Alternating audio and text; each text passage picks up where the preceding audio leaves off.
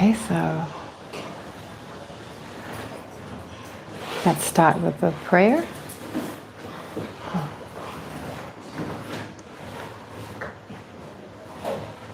Until I reach enlightenment, I take refuge in the Buddha, the Dharma, and the Supreme Assembly. By accumulating merit and wisdom through generosity, perfections, may I attain Buddhahood for the benefit of all sentient beings.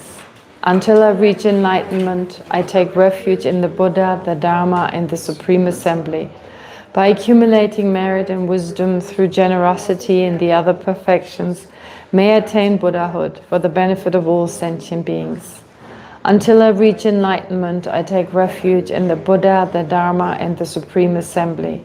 By accumulating merit and wisdom through generosity and the other perfections, may I attain Buddhahood for the benefit of all sentient beings. May all sentient beings have happiness and the causes of happiness. May all sentient beings be free from suffering and the causes of suffering. May all sentient beings never be separated from the happiness that is free from suffering. May all sentient beings abide in equanimity, free from attachment and anger that holds some close and others distant.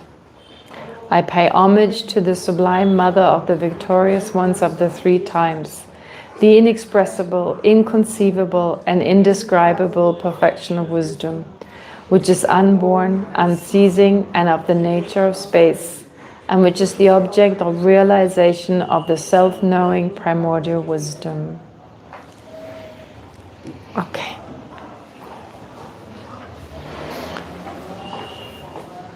Okay, I have to give you new material, kind of running out. I'm working on it, so I'm hoping this weekend, possibly Sunday or Monday, I'll send you the new pages, probably until page 100. Okay, we got to this handout, the outline, which is headed with how to practice on an ordinary personal stage in particular, and we've already heard, okay, so Lama Tsongkhapa explaining that the ordinary stages were explained as part of the salutation section, and then it goes on to say on page 71, furthermore, given that gnosis, the meditative equipoise, directly realizing emptiness, so this gnosis not tending to duality, and that has to be explained, what does it mean to be non-dual, but we'll address that, is the principal practice of a bodhisattva. So given that that is the case, we must understand that its inclusion illustrates the need to train in the other bodhisattva practices as well.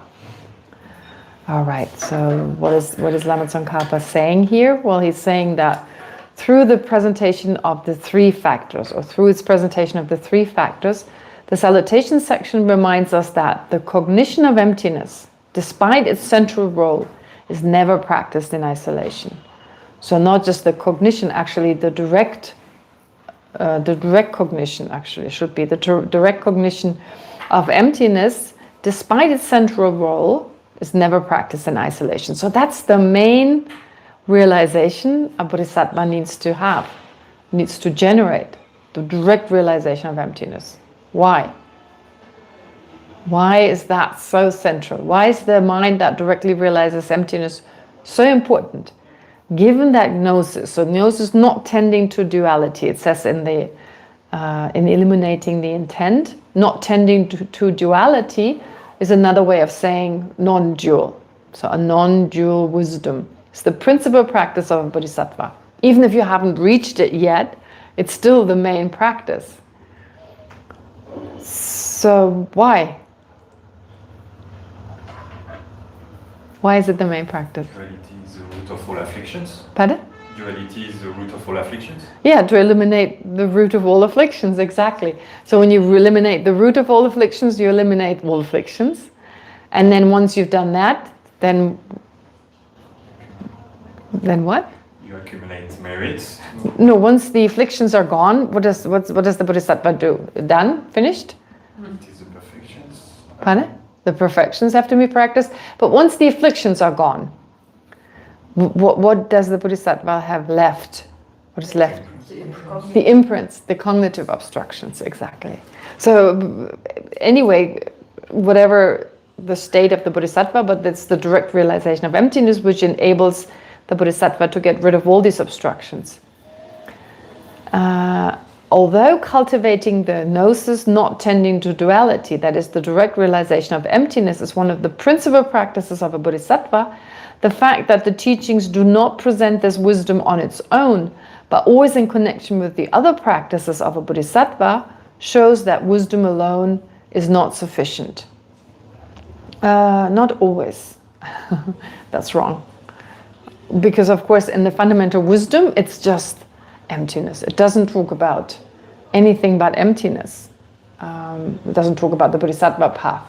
So not all the teachings. But in general you could say, but yeah, the teachings presented, this particular teaching, I have to think about how I'm going to change that. So it's one of the principal practices. So the fact that this teaching here does not present the wisdom on its own, but in connection with the other practices of a Bodhisattva, shows that wisdom alone is not sufficient. It must be supported and complemented by great compassion, bodhicitta, generosity, ethics, patience, and so on, so that all the Bodhisattva practices develop together as a complete path.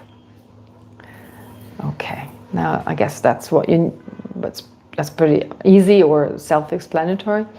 Then the following passage from Nagarjuna's Compendium of Sutras relates to this point. O Bodhisattvas, do not apply yourself to the profound nature of things, divorced from skillful means. For joining method and wisdom into a union is the perfect practice of Bodhisattvas. All right, so wisdom, the emotional aspect, which is more like the method aspect, and the rational aspect, which is wisdom, they must be combined. They must be practiced in union. So this is what Nagarjuna says, and then Lama Tsongkhapa explains.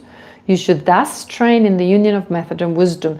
Don't be content with a partial method or wisdom, nor place your confidence in a mere single-pointedness of mind that lacks any distinctive features of method and wisdom. Oh, there's a full stop missing, a period missing. In this verse from Ayya Nagarjuna's Compendium of Sutras, the Bodhisattva is advised not to focus on the profound nature of things, that is emptiness, without also cultivating skillful means, such as compassion and so forth. So if we want to follow their examples, and that's the whole idea, that we do follow their example, then emptiness, I mean, some of us may be really interested in emptiness. In fact, like sometimes when there's a teaching on emptiness, a lot of people come to that. If it's a teaching on bodhicitta, maybe less. So, I mean, it depends on your interest, but a lot of people definitely have a great interest in emptiness, which is wonderful. There's nothing wrong with attending a teaching on emptiness because it's more difficult to understand than great compassion and so forth. But of course, in terms of practice, it needs to always be combined. If wisdom is practiced in isolation apart from method, it remains incomplete and cannot lead to full awakening. I mean, even the hero and solitary realizers, again, for them, their focus is also the direct realization of emptiness, but it has to also be combined with method. So the method of renunciation, the method of generosity, of love, they all practice that as well. It's just not called great love. It's not called great compassion.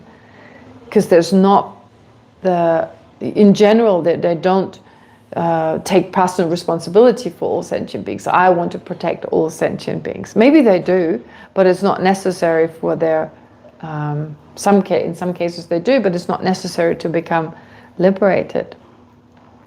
If wisdom is, and that's their main goal usually, without also cultivating skillful means such as compassion, if wisdom is practiced in isolation apart from method, it remains incomplete. Yeah, so the Bodhisattva path is defined precisely by uniting these two: method, the altruistic practices rooted in great compassion and bodhicitta, and wisdom, the direct realization of emptiness. Okay, and so this is also why Acharya Chandakirti's text, the one we're studying, is so crucial, because it brings the two together. If you just study fundamental wisdom just on its own, it can seem dry because you're not reminded of great compassion, of love, and so on.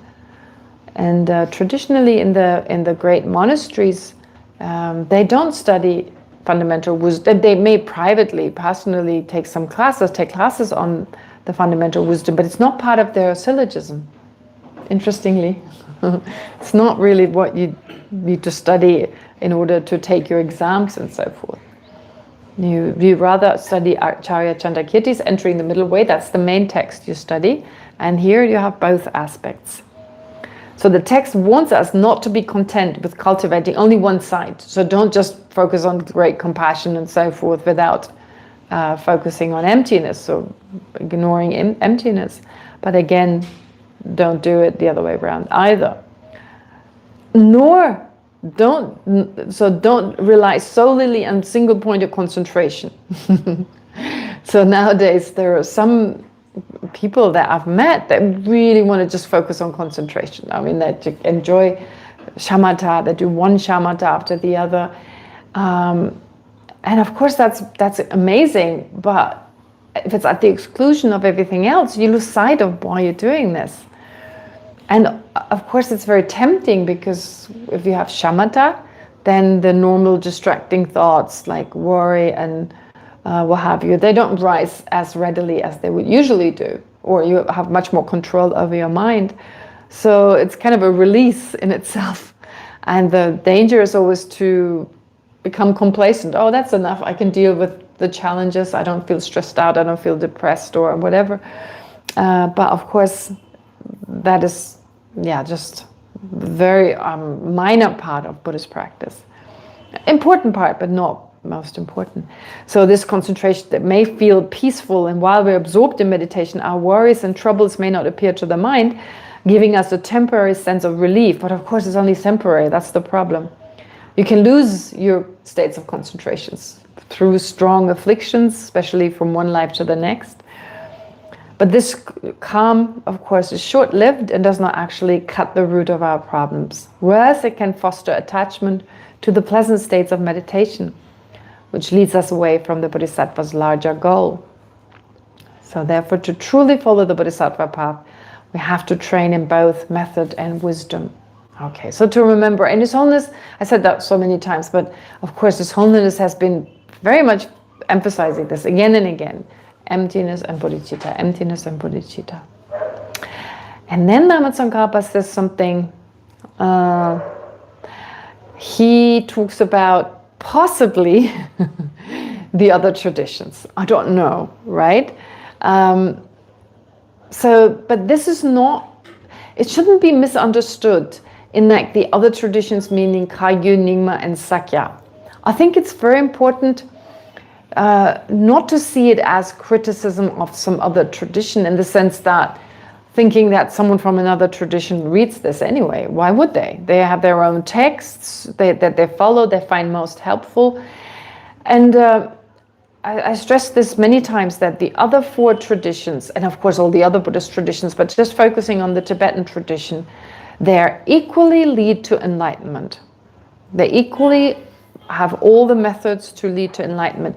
Their origin is often, especially with the first three, different in India, like different masters who they follow, whether it's Virupa or Naropa or whoever else. Lama Tsongkhapa did not go to India, so he's basically took the three traditions that he studied from and then created the Gelug from that, founded the Gelug tradition from that. But the beauty is there's something there for everyone.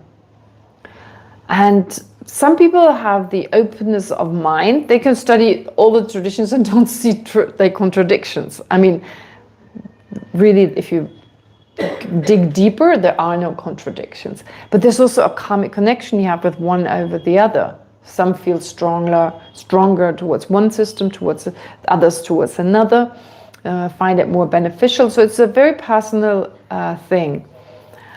And then if Lama Tsongkhapa kind of seems to be criticizing, I mean, it could be said to be like against their views. It's not against their views. It's against those whose mind are not ready to study these traditions, and they fall into the extreme of nihilism. So, yeah, I guess you could say it that way. So they criticize each other in a way. I mean, it's like this is how it's laid out. So there's Lama Tsongkhapa, then there's there are Sakya scholars, for instance, who would criticize Lama Tsongkhapa, and it's back and forth. What's his name? Gorampa? No, not Gorampa. Forget now his name. The person who, criticizes. But again, it's not about criticizing Lama Tsongkhapa or anyone of the people who follow this tradition. So this is not abandoning the Dharma, by the way. Very important. So they're not abandoning the Dharma, but they speak to their own disciples, those who find this helpful, and basically say, well, if you have wrong views when it comes to that, you can't make it work. Well, watch out. So I see it that way. It's not an actual criticism. And they help each other refine the way to formulate things. I mean, if someone from another tradition says, well, Lama Tsongkhapa, that kind of sounds like such and such, it may actually motivate Lama Tsongkhapa to formulate it in a slightly different way so that it's not seen in that way, and the other way around. I don't know. Anyway, so Lama Tsongkhapa, and again, this is of course also the tradition of the Nalanda. This is also according to the Nalanda tradition, where you respect each other's views, but in debate you may criticize, that is, like you may refute it or defend your own view. In fact, our texts are very much based on this style. First, so first you refute certain views, then you posit your own view, and then when there are certain misunderstandings when it comes to that view, then those are overcome. I mean, those are addressed, right? So first you refute that which is not your own view, then you posit your own view, and then with regard to your own view, any kind of misunderstandings, they are eliminated. Okay, so Lama Tsongkhapa highlights a common difficulty in approaching suchness or emptiness. I just put it very general. When reasoning about emptiness, the task is to identify and negate only the projected notion of intrinsic or objective existence. So this is according to the way Lama Tsongkhapa puts it. If that distinction is not carefully maintained, however, we may overextend the reasoning and end up negating everything, falling into the extreme of nihilism by misinterpreting, for instance, the outcome of ultimate analysis. All right. So, of course, negating too much. Negating too little is a problem. Negating too much is a problem. What is ultimate analysis? So, ultimate analysis is an essential method for understanding the lack of intrinsic existence. So, this is the main method. Ultimate analysis does not analyze, whether the I exists or not. It actually analyzes how the I exists, right? So, for instance, with the eye. The eye is very interesting, as we all know, I guess. I've said it a few times. We're so preoccupied with the eye, right? I mean, like, I wonder, which is the noun we use the most? It's probably eye. It's not a noun, but pronoun, right? Would be a pronoun, wouldn't it? It's probably we use the most. Of all the subjects in our life we're mainly concerned with, everything we basically do for that, right? So obviously we start analyzing that. So examines the I as it appears to us seemingly endowed with intrinsic existence, and searches for such an intrinsic I among its parts, namely the mind and body. Of course, you search for it where you locate it. The purpose of this inquiry is not to determine whether the I exists, which it does, but how it exists. But because we ordinarily fail to distinguish between the conventionally or dependently existent I, the merely labeled I, and the intrinsically existent I that does not exist, it can seem as though the analysis is questioning the very existence of the I. Right? That's especially when we study it, maybe we can distinguish, but when we really meditate on it, our sense of I is being, we think of the I and the inherently existent I as the same. We have no idea what the actual I means. In fact, the texts are very clear. Before we understand the inherent existence of, lack of inherent existence of the I, we cannot understand how the I really exists. I mean, we can say so, oh, it exists dependently, yada yada. You know, like, it seems like we have some sense what that means, but we don't fully understand it. So really to fully understand it, like, and that's what Laban Tsongkhapa, of course, encourages us to do, to take it to a deeper level. I mean, we can all do that. Like, where's that I? Where's that I? That constantly is shouting, right? I mean, it's like these thoughts, it's not shouting as such, but the thought I, it's constantly with us. Even if the I is not, I mean, want this, don't want this. I mean, it's implied. Ooh. It's recorded. Oh. I also forgot. Yeah, now it's working. All right. Sorry, those listening to the audio have to listen to the whole file. I've been talking for 20 minutes already, yeah, so never mind. I could have thought about this, I forgot. Okay, anyway. So, first of all, when it comes to, therefore, ultimate analysis, first we need to really look for that thing that's constantly basically commenting, narrating, telling us what we want and what we don't want. Oh no, that's not what it's telling us. It's the mind that's telling us. But that which seems to be wanting, seems to be the one that needs this, doesn't need that, and so forth. That which feels hurt, etc. So that I, we need to analyze. And it seems that the I doesn't exist. When we engage in that kind of analysis, it seems that as though the analysis is questioning the very existence of the I. But this is not just true for the I. No phenomenon is findable when subjecting to ultimate analysis. Even the conventional I is not findable, because the method of analysis is such that you always look for something more than just the conventional. Right? So when I say, where's the I among mind and body? If the merely labeled I, you can't locate, I mean, you don't search for it in that way. It's merely labeled. So is it one with the aggregates, is separate from the aggregates? And what's more important, actually there is an answer to that. The merely labeled I is neither one with the aggregates nor totally separate from it, which is okay. Why? The only reason we distinguish this way, like I said, is it one with the aggregates? Of course, obviously the I is not one with mind and body. Okay, that's totally, like, that's unacceptable. But if the I existed the way it appears to us, as totally independent, as, well, basically, how does it appear to us? It appears as if it was already there, as if it has always been there, and it doesn't need the mind for it to exist.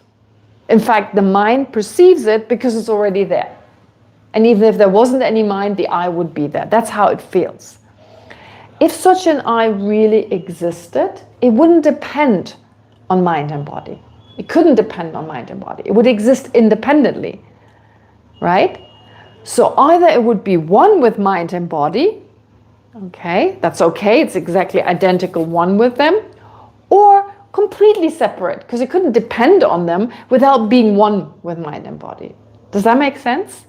Right? So therefore, the only option when it comes to the I, the way it appears to us, is identical with mind and body, which is ridiculous. We have a mind, we have a body, we have different body parts. So that makes many, many I's, basically. Separate would mean totally independent. Those are the two options. But the conventional I exists as different from mind and body. It's not mind and body, but it's of one nature. It's inseparably linked from mind and body, which works out, which is possible if it exists conventionally, because it depends on mind and body. Does that make sense? So for the conventional I, that kind of analysis that I just gave, as the example I just gave of like, is it one, is it separate? How did it come into existence? How does it relate to its cause? And so on. All these different ways to look at the self. Where is it among the aggregates? Can you find it? It should become clearer. It appears so clearly to the mind. So the more you look for it, the clearer it should become. But eventually, we have to give up, basically. So it can't be found. It can't be found. Or maybe it's here.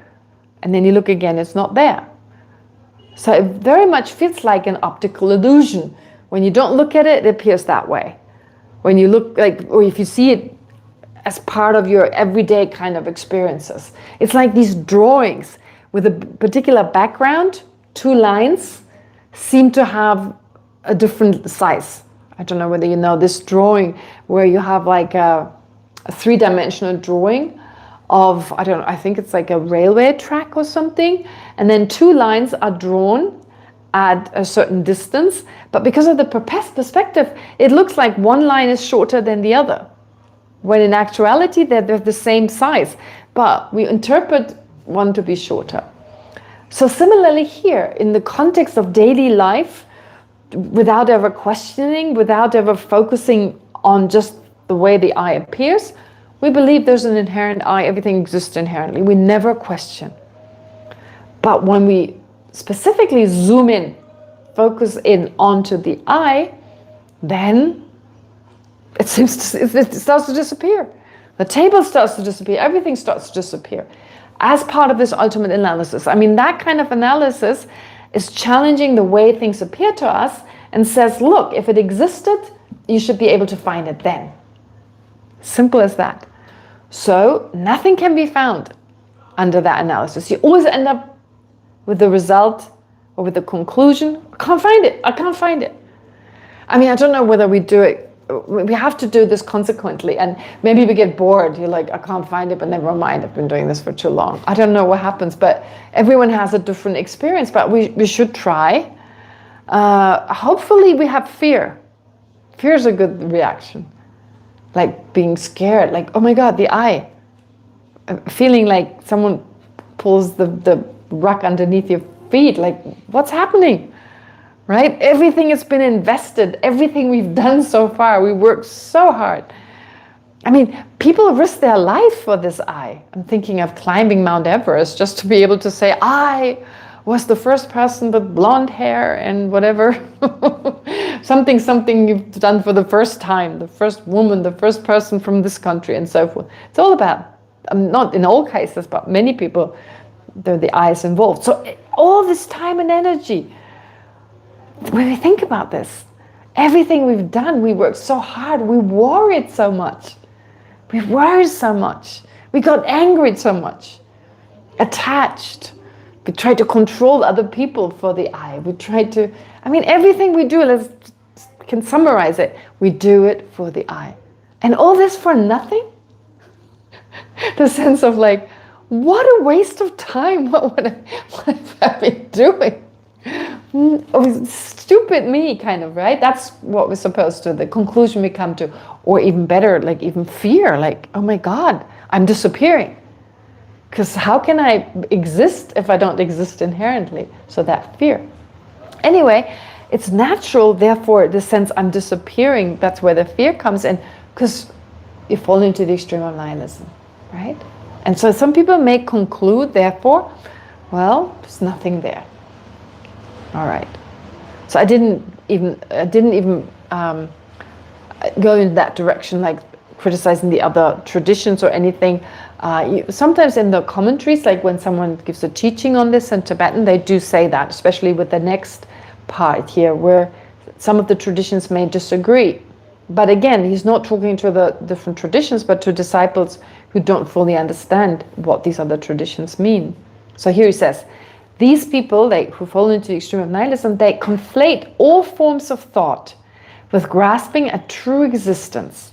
They relegate the entire presentation of conventional reality to what exists only from another's perspective.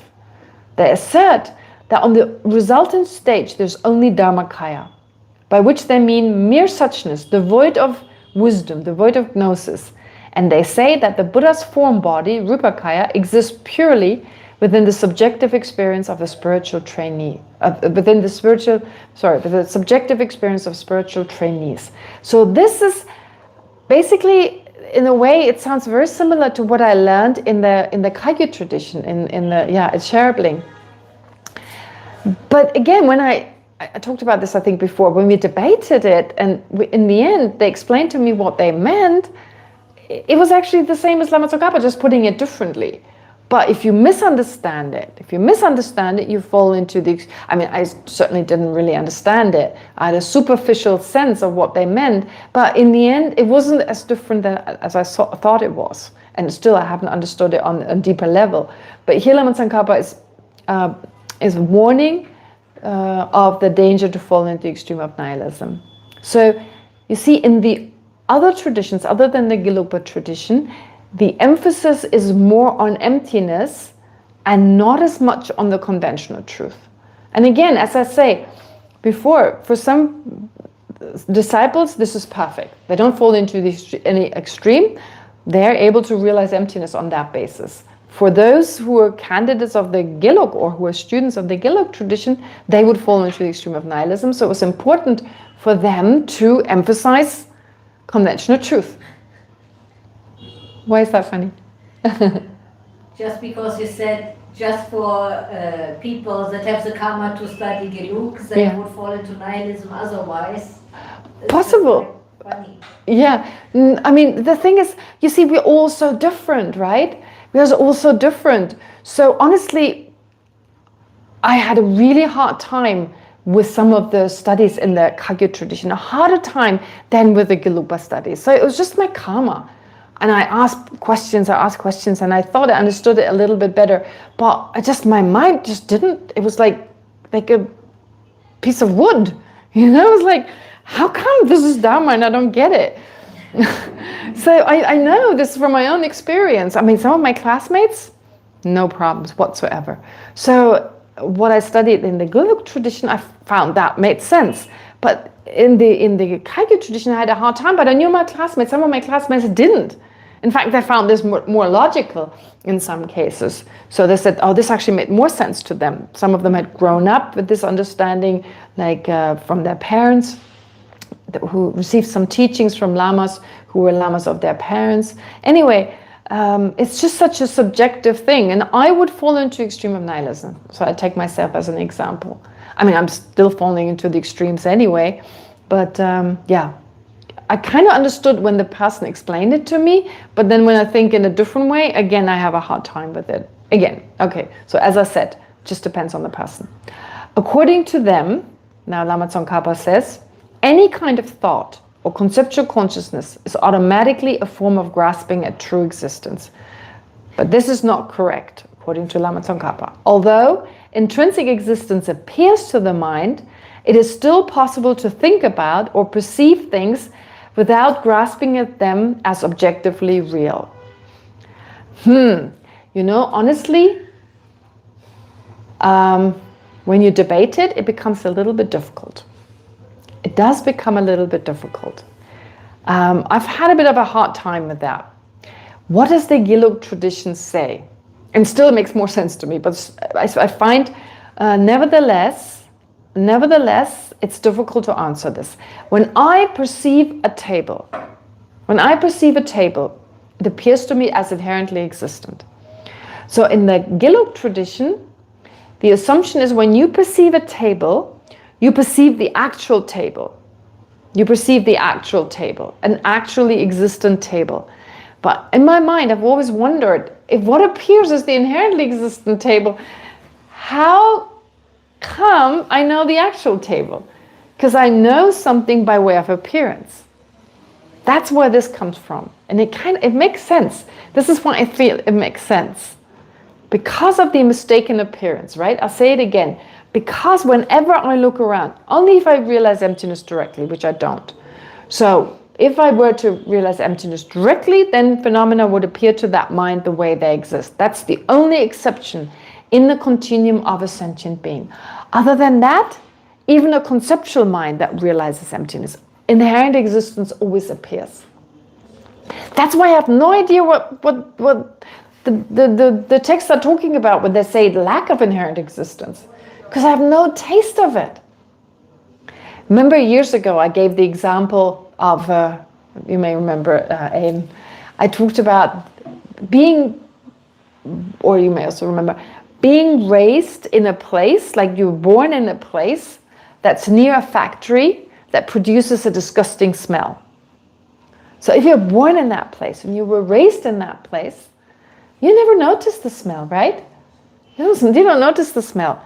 And if someone comes from the outside and says, oh, it smells disgusting, you have no idea what they're talking about. That's what it feels like to me.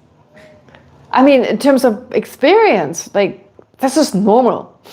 What I perceive is normal.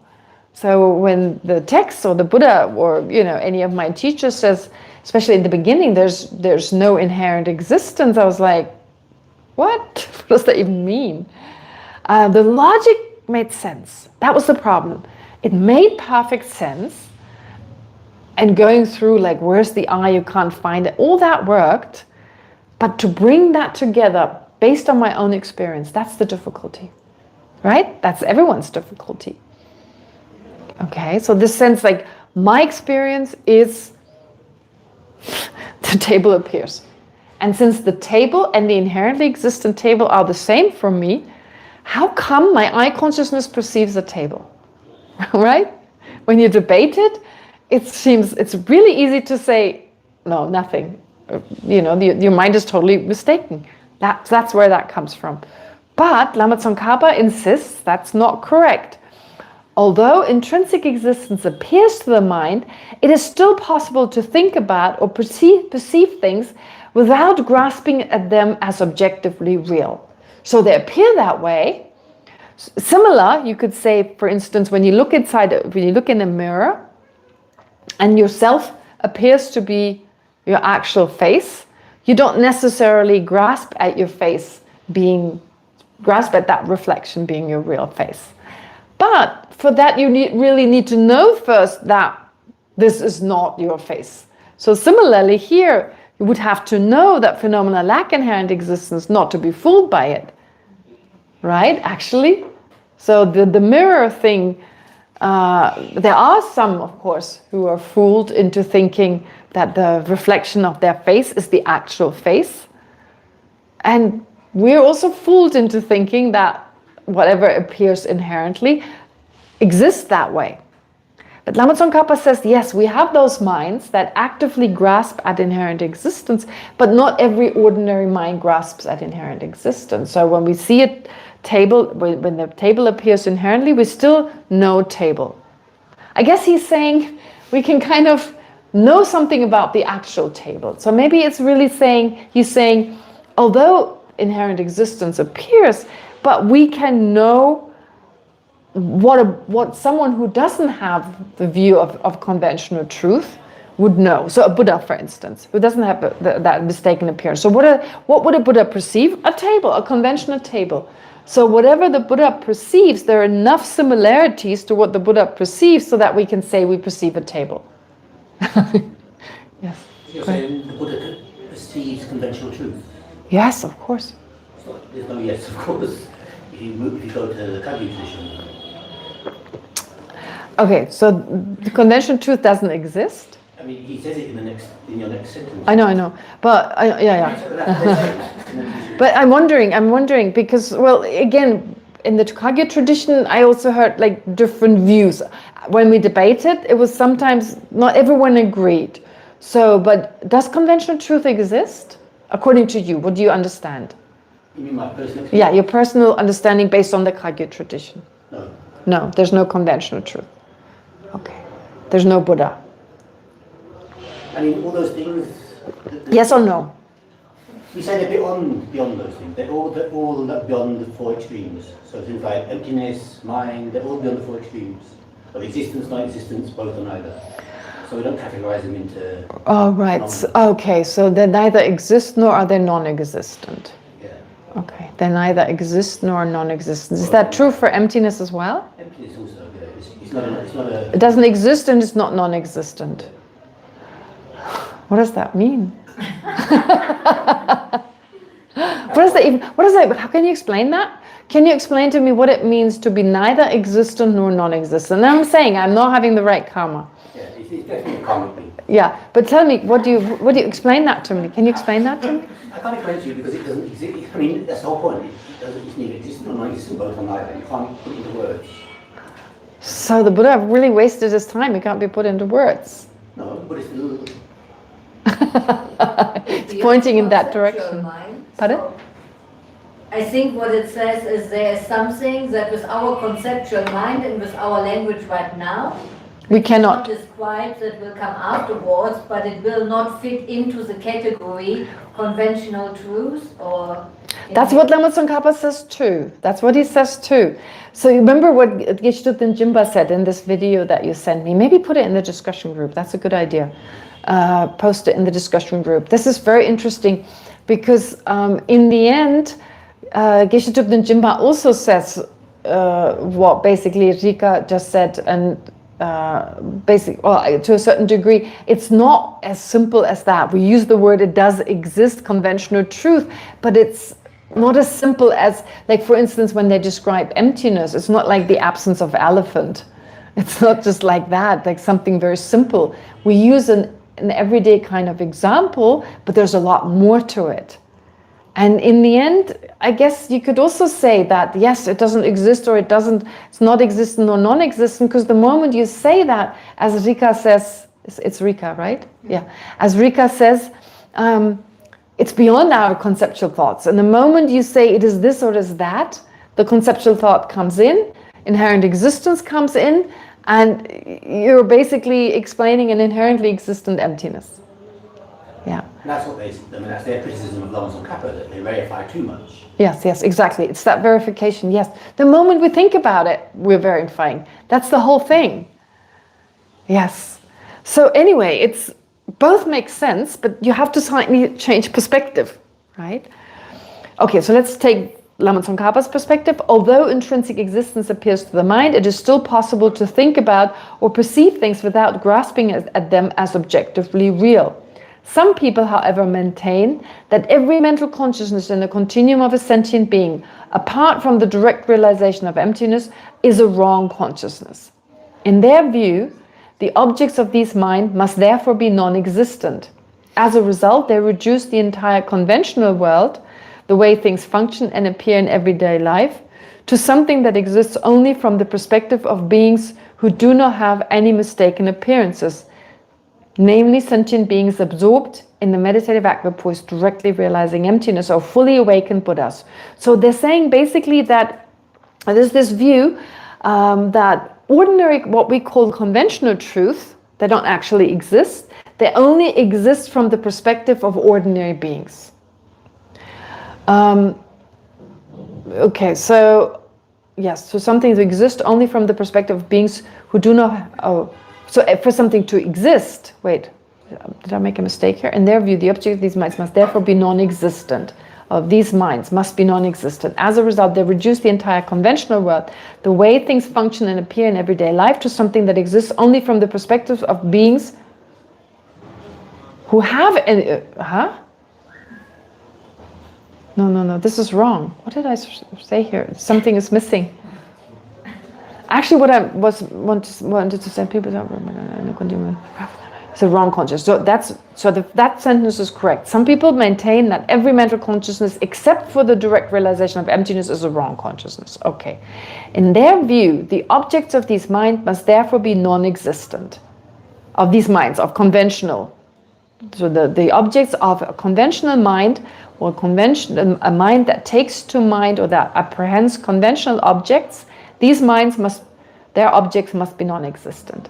So they reduce the entire conventional world, the way things function and appear in everyday life. They reduce the entire existent world would be better. So whatever exists, not the conventional, but rather the entire existences, the way things function and appear in again, that doesn't work. To something that exists only from the perspective of beings who have mistaken appearances, namely to sentient beings who do not realize emptiness. Does that make sense? So everything that exists in the conventional world, and I have to change this passage, obviously. So let me just explain it without reading it. they say that the conventional world only exists from the perspective of ordinary sentient beings who are not realizing emptiness directly. And only the realization of emptiness, that is reliable. So what exists is what appears to the mind that is absorbed into emptiness. That is a direct realization of emptiness. In other words, the only thing that exists is emptiness. Well, you would say, no, even that doesn't exist, right? Well, we would normally be more interested in the emptiness of the mind, not of... Pardon? It's more you're realizing the nature of the mind rather than realizing emptiness. Okay, you're realizing the nature of the mind. Yeah. Okay. You know, when they say... I remember when we debated it, I asked, so what about a vase? What about a table? I remember that debate clearly. So they said the vase and the table don't exist. They only exist from the perspective of the mind, from the perspective of certain beings. But I said the perspective doesn't exist, since the beings don't exist. How can something exist from the perspective of a certain mind if that mind doesn't exist and the perspective doesn't exist, right? That was kind of like what I didn't understand. I think part one is because it's beyond existence and non-existence. It's very hard. There's only existence. To think, you know, in that way, right? If your mind is beyond those two things, which is how we normally our everyday experiences, it's very hard to sort of make that. It seems to me like when you say it's neither existent nor non-existence, it's beyond what we ordinarily consider to be existent and non-existent. Yes, it comes down to that, and that makes a lot of sense. Jika, you wanted to add something?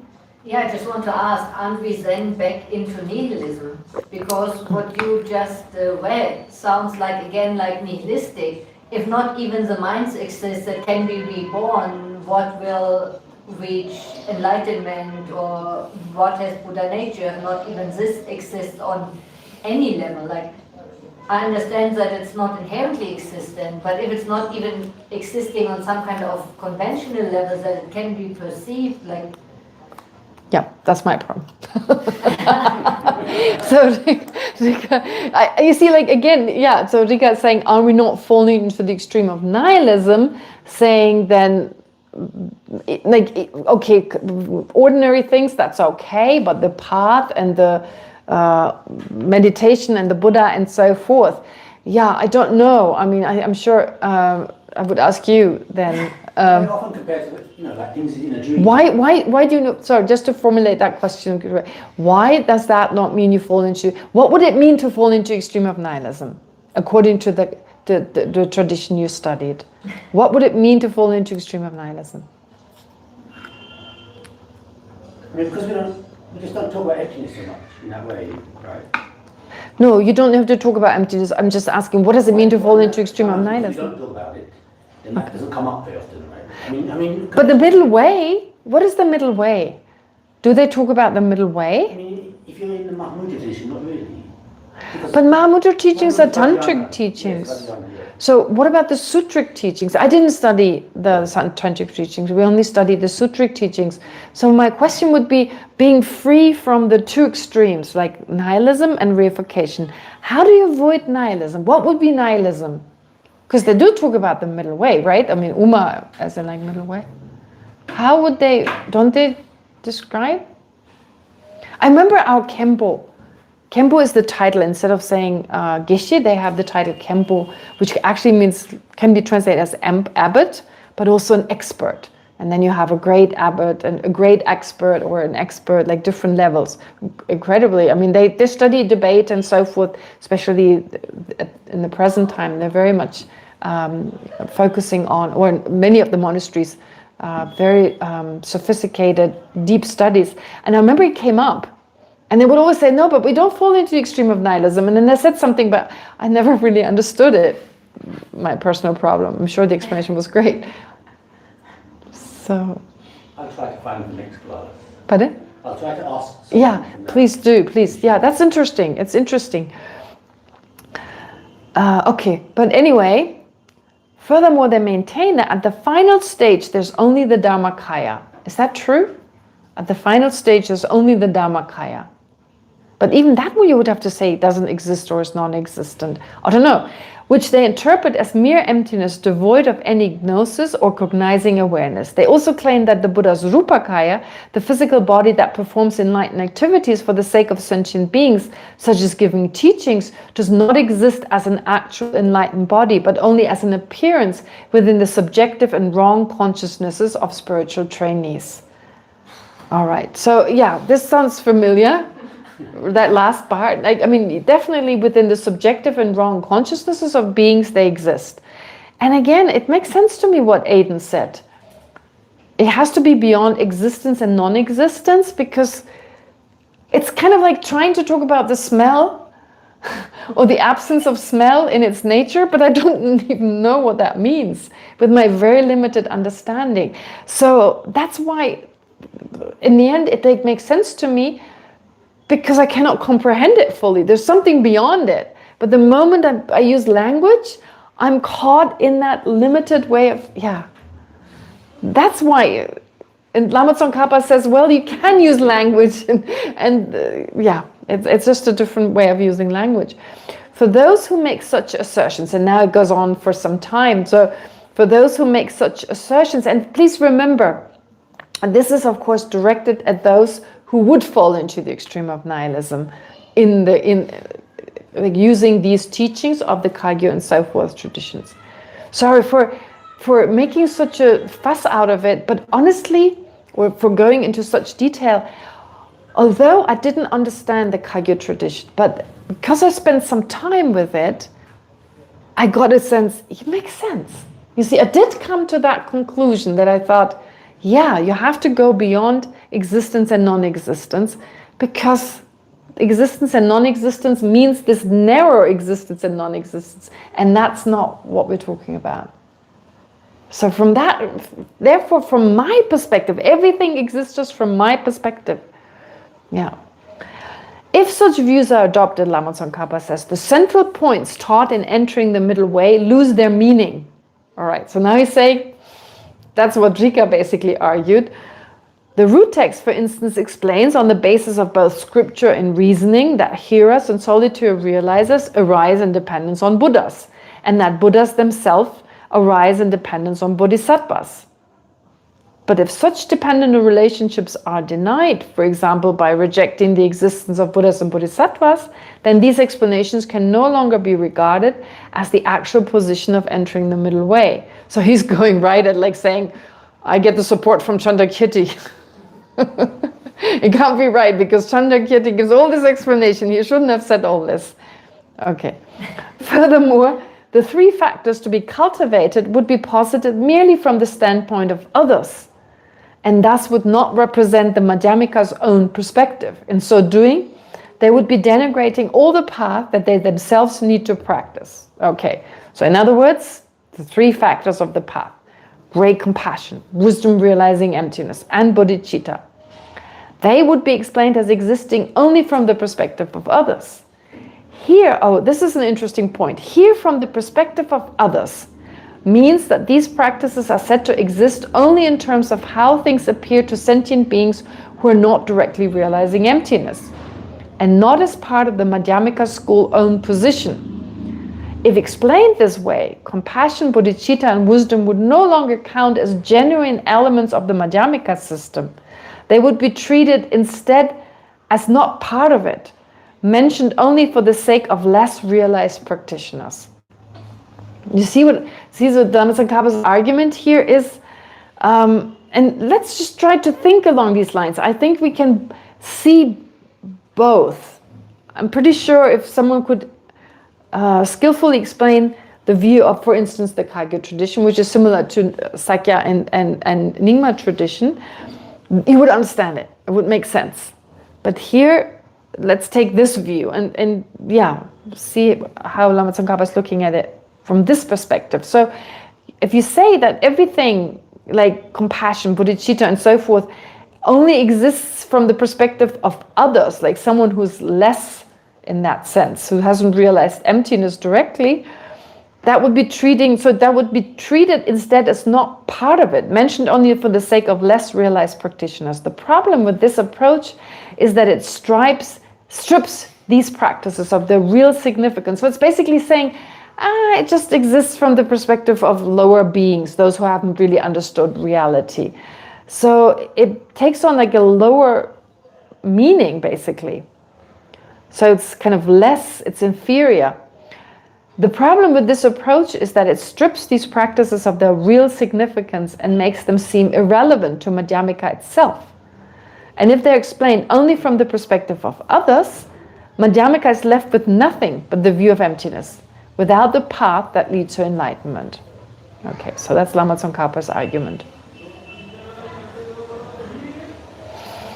Moreover, all the statements about how sentient beings who lack intrinsic existence revolve in cyclic existence through 6 factors, that parallel features of a water wheel, will become nothing but a series of contradictions.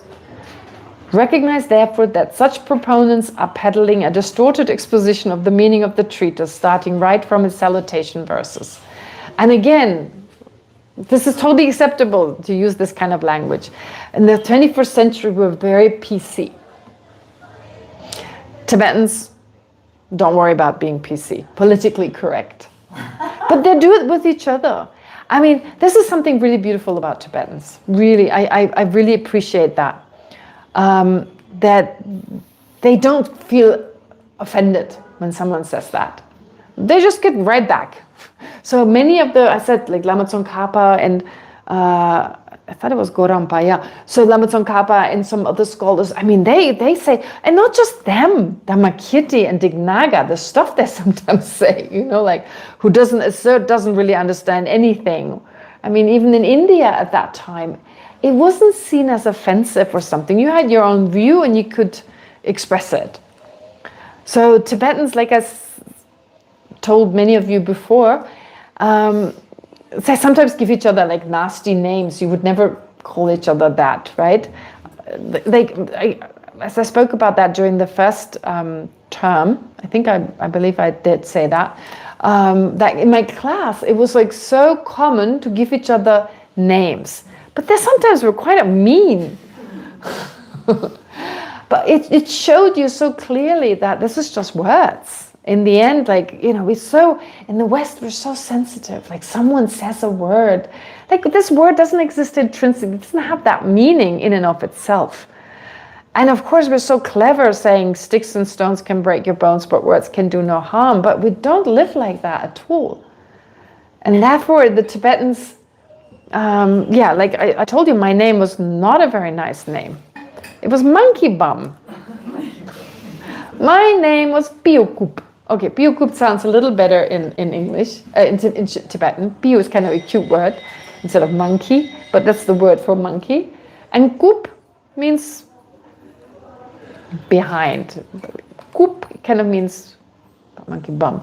Yeah, that's kind of like, it's not it's not behind, that's more polite. No, Kup is not a polite word. It's Kup, it's behind, it's bum.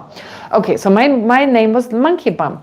And it did bother me, to be honest. It did bother me, but I didn't show it. I knew if I showed it, they say it more. But at some point it was like, and I also told you this story when someone called me Bango.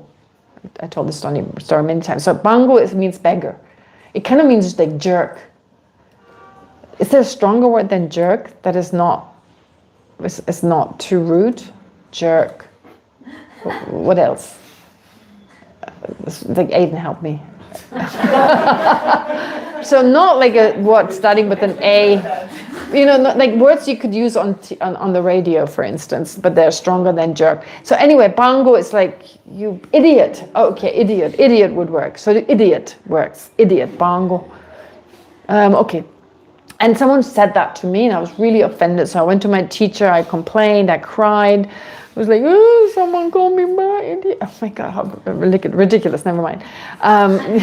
So then he said, oh, he consoled me, you know, like, don't worry. And then he said, okay, Bango, make some tea. And he kept calling me Bango until I didn't care. So that was the best lesson. And then came the monkey bum thing. And I knew, and our cook was called Fatty. One of my classmates was called Agni. Another one was called Human Eater, like cannibal, and yeah. What was the word? No, was it shasa? Oh, shasa actually just means meat eater, but it's kind of like a cannibalistic kind of like that's kind of not a nice word, shasa. Anyway, so he was called that, and we gave each other names, and so it shows that Tibetans are not so much about that. And it's kind of like, toughen up, come on, it's just words, who cares? And of course, in the West, it's beautiful that we are sensitive when it comes to other people maybe being offended. That part is nice. If I say to someone, I don't know, monkey bum, and they get really offended, I don't want that. But that we are so, we waste so much time. Someone called me idiot. What's so negative about the word? Is it the I? Is it the D? Is it the I? Is it the O? Is it the T? Where does the negativity lie in that word, right? And if it's the intention and they called me queen, I wouldn't mind. If they had a really negative, right? Like, think about it, like how our mind works. Someone says to me, idiot. And so I get so offended because the word has a negative meaning, according to my understanding. And if someone says, well, it's just a word, it's I-D-I-O-T, where's the negativity? They say, but it's their intention. But again, if they were to call me queen, I wouldn't mind. Even like queen, I wouldn't mind. Or, Miss Germany, I wouldn't mind. Or whatever, right? No, but the point is, looking at our own mind, like words, come on. So much time is wasted in the West, so much pain and so much suffering because of getting caught up in words. Yeah. So this is what I like about the Tibetans. They are sensitive sometimes, yes, but in particular in the Dharmic context, well, you train each other using these kind of rough terms. And oftentimes, the lamas, when you hear how they talk to their disciples, I think if we could hear it, we would just take off. They're pretty tough. Tibetans are pretty tough. And that toughness has really helped them to practice the Dharma. Because if you're like, what are these flowers that are like mimosa? Right? If you're like one of those, you can't practice the Dharma. You're up against a crazy mind, right? Yeah, I think that's really important to understand. We have to just toughen up a little bit. And the Tibetans got that tough nature that's really helped them to practice the Dharma effectively. Yeah, anyway. And these kampas, most of my teachers were kampas. They're so tough. They're really tough. Really, really tough. Yeah, those of you who know some kampas, incredible. All right, anyway, in that context, therefore, even what Lama Tsongkhapa says, talking about peddling distorted expositions, it's fine. No one is taking it personally, or probably not.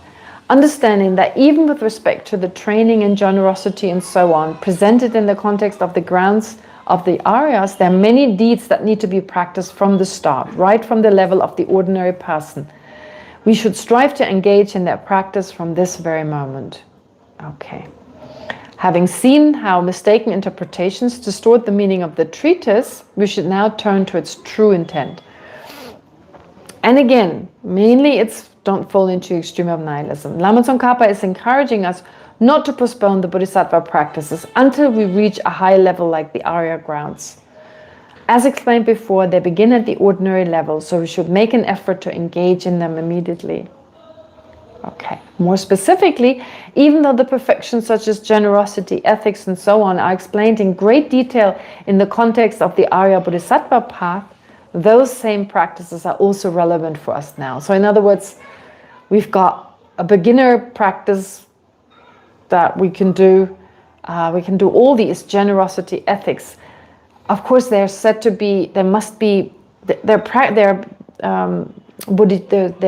called perfections because they're supported by bodhicitta. They're sustained by bodhicitta in great compassion. And yeah, we don't have those yet, at least not the full version, but we can fake it. Again, not in a negative way, but we can make an effort as much as possible to go through the motions. And in that way, we're already practicing in that way. That's what Lama Tsongkhapa is advising us. So those same practices are also relevant for us now. while we're still ordinary people. In fact, they're meant to be practiced from the very beginning. So everything, of course, the emphasis is slightly different, but everything we can do now, generosity, ethics, great compassion, and so forth. Which means the point is, we should start cultivating them right away. We mustn't wait until we are advanced on the path. Even simple acts of generosity, patience, or ethical conduct at our level are part of the training in the perfections. And the more consistently we practice them now, the stronger the foundation for later realizations. Okay. Maybe I've given too much explanation. I don't know. It's not that difficult. I don't know. I mean, I was thinking, I listened to the different teachings we received, past teachings I got, I went through my notes, and they always explain this in great detail. So I thought I'd do the same thing, but as I read through it, I'm thinking it's not that hard. So I don't know whether it's necessary. Anyway, better too much than too little, maybe. Okay, so that concludes this particular section. Now comes presenting the grounds of Arya Bodhisattvas. And that has 3 parts. First, the 10 grounds are collectively. So what does a ground even mean? What does that mean? Why do we call it a ground? And then the individual ones, then we go through all of them. And lastly, presenting the qualities of these. So the first outline is headed with the description, presenting the 10 grounds collectively. Okay. The explanation here is of 11 grounds. The first one is called perfect joy. Actually, I don't know why Geshe Thupten Jinpa uses the word perfect, because it's actually utmost joy. It's utmost joy. It's great joy. Utmost would be perfect. The word perfect, it's a little tricky, that word. Like the perfections are called perfection. But there is a different word for perfection in Tibetan anyway. It's gyömeba, no fault, faultless. That's the word for perfection. And that's not used here. In English, sometimes, oh, that was perfect. We say that was perfect, but we're not really saying it's perfect, right? We're saying, this is great. Oh, perfect, well done, or yeah. I guess in that sense, he uses the word perfect, yeah. But actually it means utmost joy. On that level, you experience incredible joy, something to look forward to. The first ground, utmost joy. All right, that's the name of the first ground. It's based, so the explanation here of 11 grounds, such as the perfect joy, first ground, is based on the following passage in the Precious Garland, where a broad presentation of 10 or 11 grounds is given. Okay, now it's a little difficult. This is difficult. Just as 8 Shravaka grounds are taught in the Shravaka vehicle, 10 Bodhisattva grounds are found in the Great Vehicle. Now that's not difficult. That passage itself is not difficult. So in other words, we hear that Shravaka, of course, is a word for hearers. So there are 8 different levels that are taught in the hearer vehicle. Or a hearer vehicle, yeah, we'll find out. You'll see what a hearer vehicle means. So in the same way, 10 Bodhisattva grounds are found in the Great Vehicle. All right. Entering the middle way, now the explanation follows. So Chandrakirti's entering the middle way, or Acharya Chandrakirti's middle way, presents the 10 or 11 grounds of the universal vehicle on the basis of verse 440 from Arya Nagarjuna's Precious Garland. If you're interested, you can look it up. This verse establishes a general framework. Just as the hearer vehicle explains 8 stages or grounds for Shravakas or hearers, the Great Vehicle sets out 10 stages or grounds for Bodhisattvas. Okay, some texts, which include the Precious Garland itself, occasionally count 11 grounds by treating the omniscient mind of a Buddha as an additional stage. So similar to the 5 path, right? Actually, it's really weird. Ground is okay. But 5 path, when the last one isn't the path, really, right? So it's like path in the sense it takes you somewhere. We have the path of accumulation, all the way the path of meditation. Yes, they take us somewhere. They take us, in the case of Bodhisattva path, to enlightenment. But then the path of no more learning, it's kind of like the path that takes you nowhere. Kind of that idea. But anyway, path, of course, means consciousness. And so there's nothing more to be achieved. In this verse, why do we have this verse? It's to show that the Bodhisattva path, and specifically the Arya path of a Bodhisattva, is systemic arrangement in progressive stages. And again, it seems like, what do I care? I'm not a Bodhisattva, I'm not in that level. I can't emphasize it enough. To really practice effectively, if you know that, then you know how to practice more effectively. It's as simple as that. The path of seeing corresponds to the first ground. Okay, so we have 10 grounds, and they'll all be explained, but not in the way we may expect. First, give a summary of the 10 grounds. These are, that's what they are. No, they'll be slowly revealed, basically. The first ground starts on the path of seeing. That's pretty simple. First ground, path of seeing. While the subsequent 9 grounds unfold as divisions of the path of meditation. Okay, so that's a little easier. First ground, path of seeing. Last 9 grounds, path of meditation. Although some disagree, but I'm not going to mention, even Benjamin Topper has a very complicated version of that. He was the textbook author of what we studied. I'm not even going to use the simpler version. No need to make it complicated. Simpler version works just as well.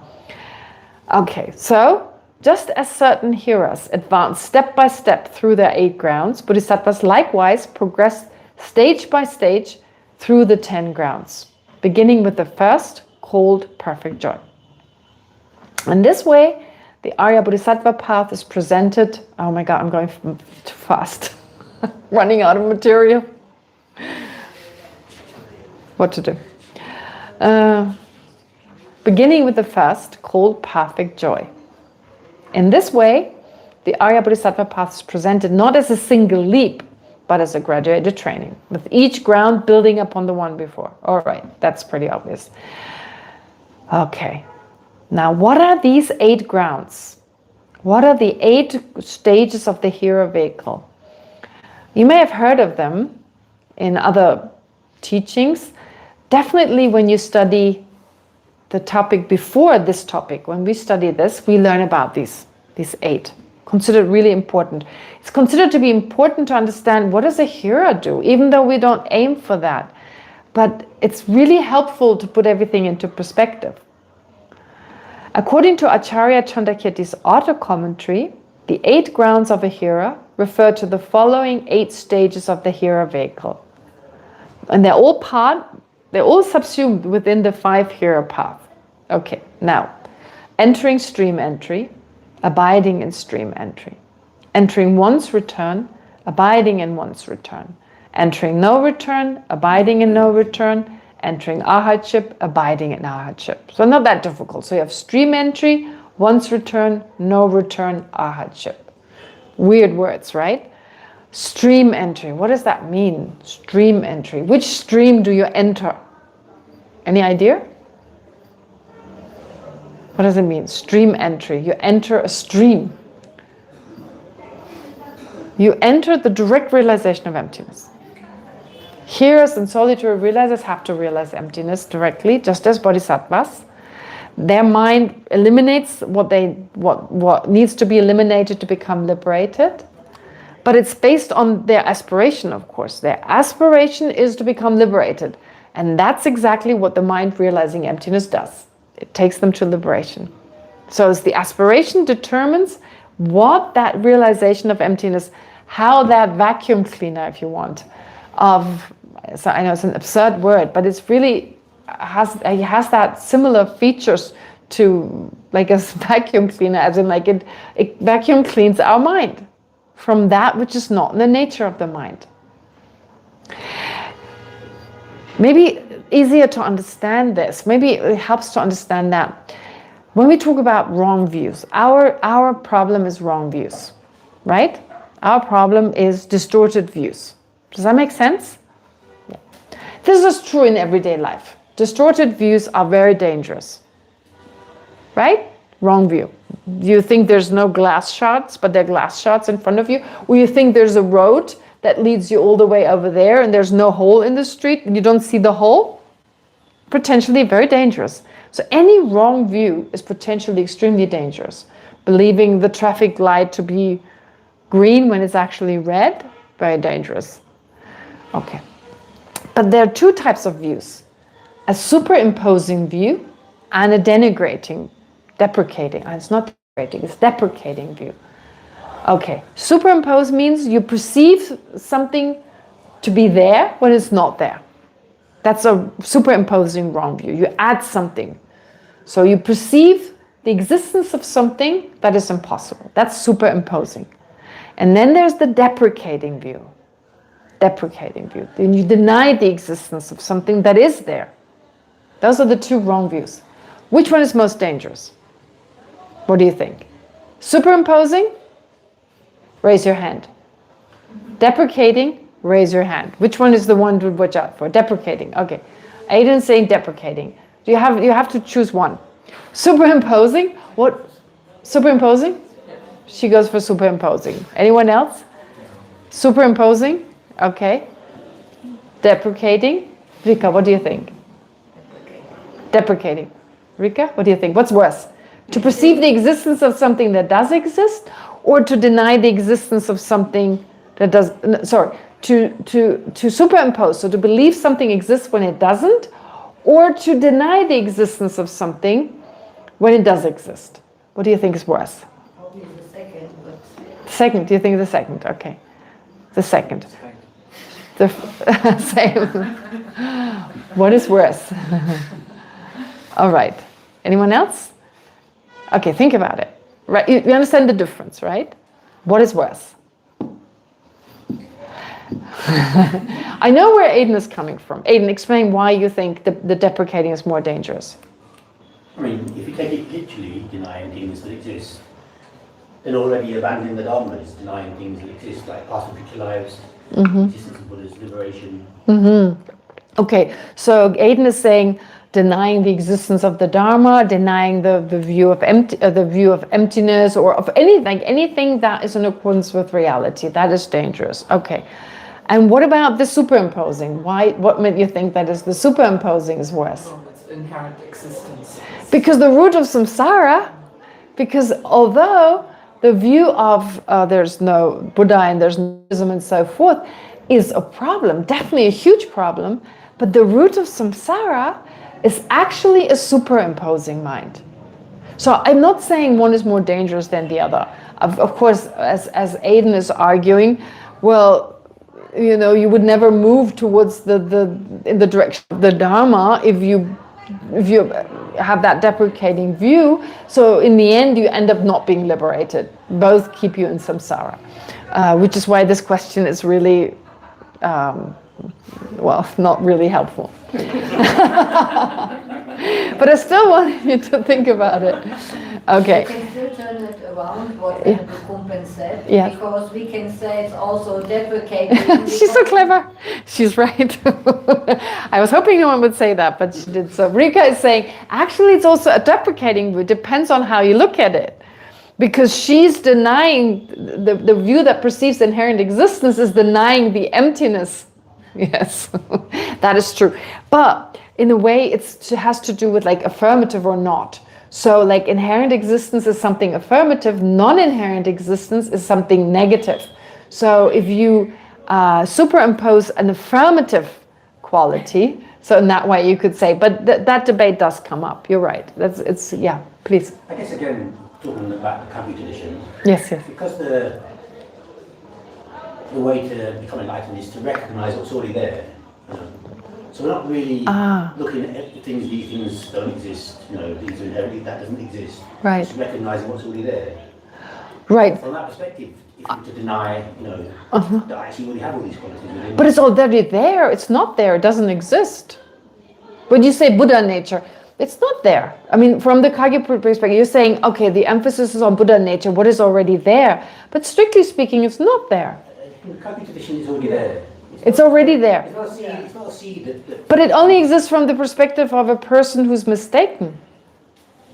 You see what I'm saying? Like the whole conventional truth. You're going back into conventional truth, right? I'm talking about something that is beyond all of those things.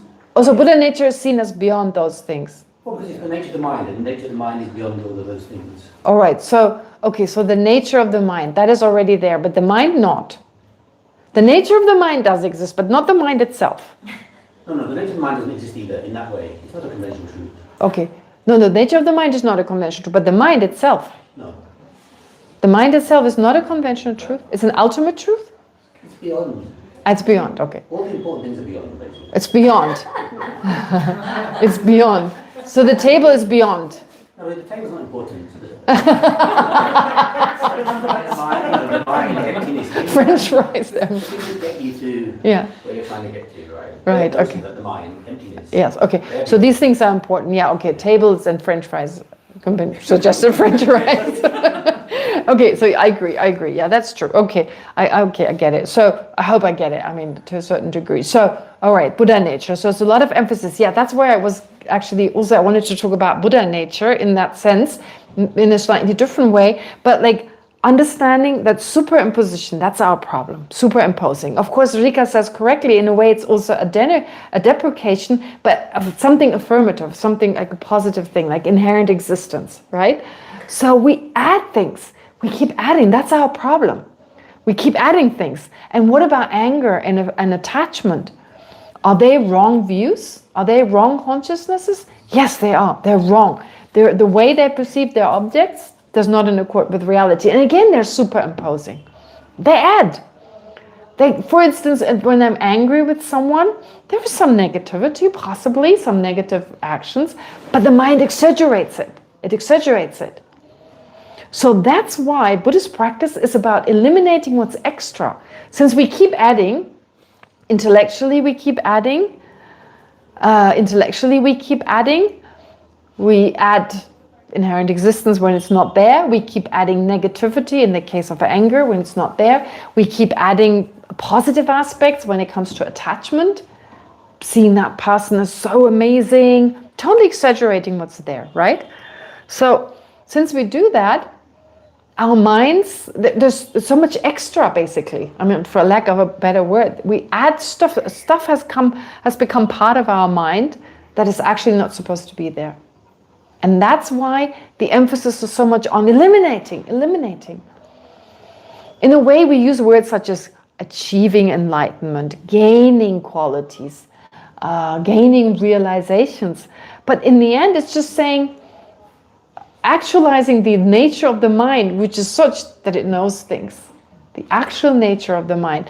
So it's a beautiful way actually to understand Buddha nature, maybe expressed in a slightly different way, but in this tradition, the emphasis is on just removing what's extra. It's just, everything is already there. You just need to remove that which is in the way to allow this to unfold. But this is where I would totally agree to what Aidan said. Yes. Because when we don't believe that a Buddha nature can exist, we have, like Thupten Chödrön is often talking about the discouragement that we don't believe we could be this person. Yes. And that's why I said the second one, because I think if we don't even have this glimpse that there could be something, we wouldn't even start to think about it. Yes, absolutely. That's so true. So Rika is saying that's where she agrees against with the explanation Aidan has given about the emphasizing Buddha nature, because otherwise you would never, as Thupten Chödrön, as Venerable Thupten Chödrön usually says, there's this problem of discouragement, the problem of having no drive to go beyond the ordinary, because we just don't know it's there, which is why it's so important to emphasize Buddha nature. Absolutely, to know there's something. Where are you going? I mean, we have no taste of it, no idea of it. Yeah, absolutely. I totally agree. It has to be emphasized more. In fact, for us Westerners who come with low self-esteem to the Dharma, right? Yeah, we're like, so we make it both. We have an arrogance, but also low self-esteem. Seems contradictory, right? On one hand, we come from the West and we're well educated, so we may have a certain arrogance in certain areas, but then also very low self-esteem because the pressure in the West, we never feel we can live up to all the pressures, and experience this kind of, and then the emphasis on Buddha nature is amazing. Yeah, absolutely. Great. Anyway, stream entry, to take it back to stream entry. So Ahira as well, I mean, they have the nature to become an arhat. I mean, arhat nature, it's not really use that term. Well, in some they may talk about like the like an arhat nature in that sense. So everyone has the potential to become liberated. But of course, to focus on Buddha nature is the same as saying we all have the ability to become arhats. It's included in that. But yeah, so therefore, a stream entry therefore means entering the stream of direct realization. So first you enter it and then you abide in it. I used a different term in the past, which is approaching stream entry. Approaching stream entry and then abiding. Okay, that's stream entry, realizing emptiness directly, in general. Once return, what does that mean? Return once to what? Reborn as a human being. Being reborn in the desire realm. Once returning to the desire realm. Anyway, the desire realm? Yes. Remember we studied 20 Sangha? As a human being is desire realm, so that's correct. I know, the helping is desire realm. Yeah, exactly. So you can reborn. I mean, it doesn't specify where you're reborn. You're not likely to be reborn in the hell realm, but the celestial realm is an option. You mean reborn to practice again and to finish, right? Yeah, before. Yeah, you're reborn in the desire realm. You can be reborn in the form or formless realm more often. But according at least to the explanation here in the Gelugpa tradition, they say once return means being one more time reborn in the desire realm. And then no return, not being reborn in the desire realm, yeah. And then arhatship, we all know. Okay, what is the word for arhat? What does it mean in English? Foe destroyer? Right? An arhat is like a foe destroyer. So the foe are the afflictions, of course, and their seeds. Okay, so anyway, having explained these four terms, really, stream entry, once return, no return, and arhatship, then you have this complicated explanation that follows. But that is important. That's considered to be important to understand the different path. So the first two levels, entering stream entry or approaching stream entry and abiding in it, the first two levels are attained on the path of seeing and concern exclusively the irreversible elimination of intellectually acquired afflictions. What's funny? Just a word. Intellectually acquired, yes. Yeah, it's a word, you're right, it's a really weird word. I don't even think about it because I read it so many times. Intellectually acquired afflictions. Like you have an affliction, but you're so intellectual. Yeah, in a way it's weird, you're right. In Tibetan it doesn't even have that meaning. I mean, it means any kind of affliction. Can anyone explain intellectually acquired afflictions? It kind of makes sense, no? Because all our afflictions come because we interpret the situation. We talk about positive, negative, how we feel, and then we relate it to something, and that brings up the affliction. It's not automatically the object we are touching that is afflictive in itself. It's our interpretation of the thing. So that's why I think it's intellectual. Well, you're right, but we distinguish between innate afflictions and intellectual ones. So innate ones are the ones we're born with. We automatically have attachment. So what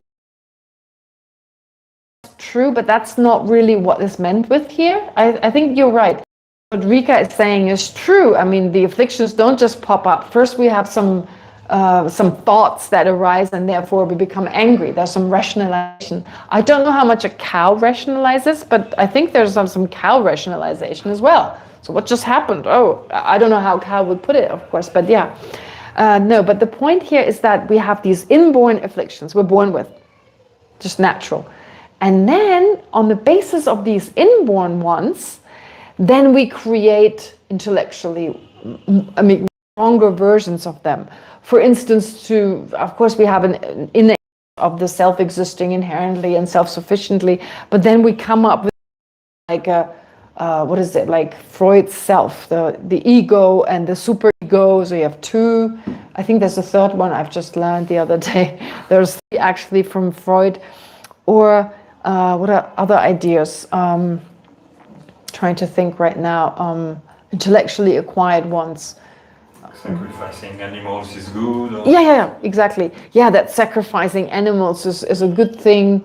Something like that. That like you have the inborn sense of anger that may actually inborn anger that may bring forth, or inborn attachment that makes us kill someone, for instance. That induces the act of killing. That would be an inborn one. But then actually intellectually believing that it's good to kill animals.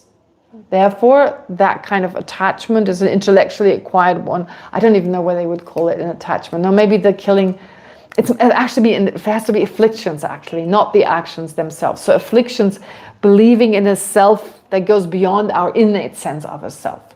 Or maybe this is a good example, I don't know. Like in modern psychology, for a while, there was that view that when you had anger, you should let it out. Live your anger. Don't suppress it. And so the result of that was possibly, if you misunderstood this, I mean, of course we shouldn't suppress our anger, but like let it out. So get angry, in other words. And then people tried to get angry. And so that was not the innate one that they naturally have, but they made an effort to get angry. Or what about attachment? If someone tells you, I don't know, having sex is really good for you, you may even want to generate more, sexual desire because they say it's good for you, for instance. So you intellectually, on the basis of that, you want to generate more, you create them intellectually. So that, in that sense, intellectually acquired. And those ones are easily overcome. We've only had them in this life. We were not born with them, which is why they're relatively easily overcome. Our mind is not that accustomed to them. They're always new versions. We're born with new versions, and it's never exactly the same. So on the path of seeing, that's what you eliminate. This is true for bodhisattvas, and this is true for hearers. Okay. When hearers newly enter this path and directly realize emptiness, that direct cognition eliminates the intellectually acquired afflictive obstructions together with their seats. At that point, they attain the first level, entering stream entry. Unless they have already, through a deep concentration pertaining to the form realm, temporarily ceased the arising of at least the 6th of the 9 types of afflictions. And this is really complicated. Ooh, this is so complicated. Okay. I need to say a little bit more about it. I didn't want to add this because it becomes too wordy, but there is a way in which, especially when you're on the Arhat path, when you're on the path of a hearer, for instance, you have the different afflictions, innate ones and intellectually acquired ones. Okay, the innate ones, you have those that pertain to the desire realm, and those that pertain to the form realm, and those that pertain to the formless realm. So you may wonder, what's the difference? What's the difference between anger in these particular realms? Well, I think even just thinking of it from the point of view of the desire realm, like hell realm anger is probably stronger than celestial realm anger or human anger, right? Even there you could say, different levels. One is stronger than the other. But then you have these realms. You have the desire realm like ours, and then you have the form realm. We have no idea, what does this even mean, the form realm? But it's said to be a state of existence where living beings have these incredible states of concentration, unbelievable states of concentration. We have no idea how focused the mind can be and what we can do with that kind of focus. And a lot of non-Buddhist systems in India believe those to be moksha or liberation, to attain these states of concentration where you have certain clairvoyant powers, you have certain abilities. The focus, if you can focus your mind, the mind is so powerful. You know, like when you have a laser beam and it goes in all directions, not very powerful. But if it's single-pointedly bundled into one beam, it can cut through metal and stuff, can't it? Am I right about laser beams? They cut through stones, right? Okay. So I don't know. I should have looked up laser beams before talking about them today. But I believe, like, with a focused in one beam, they can actually cut, I think, stones and stuff. So similarly, think of your mind like that. The mind has such power. The ability, I mean, we become enlightened simply based on our mind, simply on the basis of our mind. So that being possible, if that energy is focused, of course it can lead to enlightenment, but here's the single-pointed focus. So the mind can do a lot, and no wonder that beings would think in the past that this is liberation. Yes? Isn't that then a reason for wanting to achieve some level of concentration? Whereas earlier in the teaching you said we shouldn't focus too much on single-pointed concentration. Yes. Because we might forget other things. Yes. But I mean, I've heard it equally said that, you know, if you achieve single-pointed concentration first, Yes. then, you know, we could study for like 5 minutes and absorb. Yes. And that's a good question. Maybe just open it to question, because there's difficult stuff we can do next time. No. No, anyway, I've got quite a few questions that I want to address. Okay, so let's open it to a question. So, as Aidan is saying, well, previously Lama Tsongkhapa to focus too much on single-pointed concentration, but then on the other hand, the texts are very clear. Once you can focus single-pointedly, once you have calm abiding, which is really the first official level where you can focus with incredible intensity and stability on one particular object. So that would open the door to so much. Absolutely. There's only one problem. There's one problem with this. Pardon? The bliss. No, not the bliss. The bliss is great.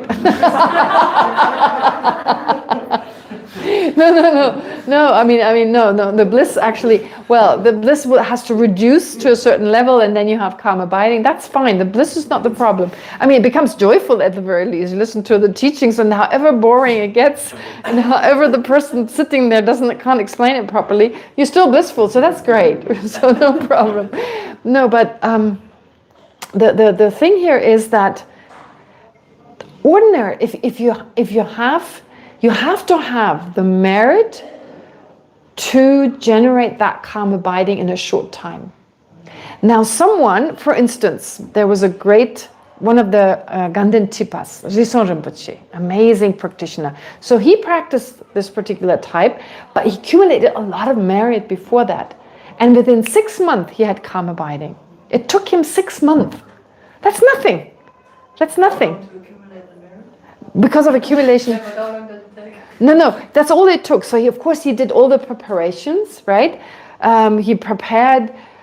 You have to prepare your mind first of all with an incredible focus on ethical conduct. So because our mind, when you don't engage in ethics, that is, if you harm others, your mind is distracted. Harming others, and here harming others doesn't mean unintentionally. That's not really harming others. If you step on a fly, you don't kill. You know, it's like you don't know. No, when you intentionally harm others, there must be an affliction involved.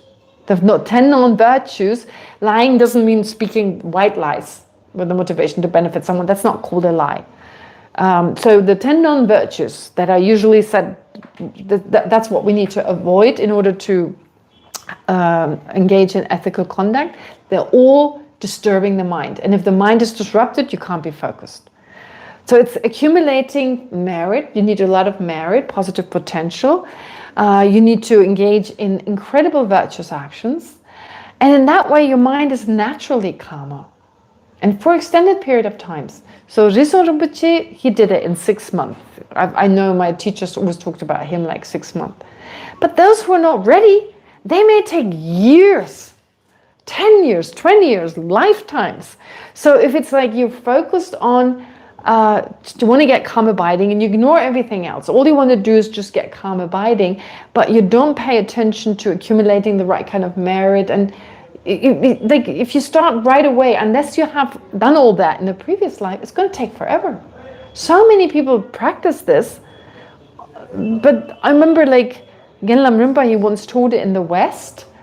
For 2 years, I think, they were meditating, and only one person gained, I think, the second level of like 9 levels to calm abiding. Before you need to go through calm abiding 9 levels, and they did this in this perfect environment with all the facilities and everything, very calm, and still they didn't really progress.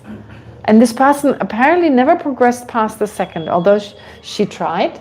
I think you know who she was, right? You know? Leslie. No, yeah. I don't know. She's no longer around. About the second level. Yeah. Because they say up to the 4th or 5th you can kind of go there, but then you can't. And then it gets difficult for. Maybe it was more than the 4th or 5th. It's definitely about 4. Yeah. All right. Okay. I forget now. But she had a hard time going beyond it. That's the problem. So in other words, sorry for that really long explanation, but it just really takes so unless you can do it short and quickly the way the person did, yes, in a short time, then that's fine. All right. And I've also got quite a few questions that I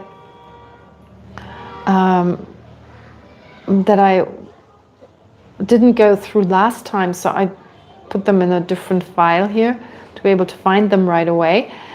In a previous class, someone asked, now I don't know who asks it because I just copied them in my own account. Kim or Linda? Like in previous class, you taught that aspirational bodhicitta is the bodhicitta that is not directly conjoined with the bodhisattva deeds. Is this also debatable? Okay. So aspirational bodhicitta is the bodhicitta that is not directly conjoined. I mean, in a way, you can engage in the bodhisattva deeds.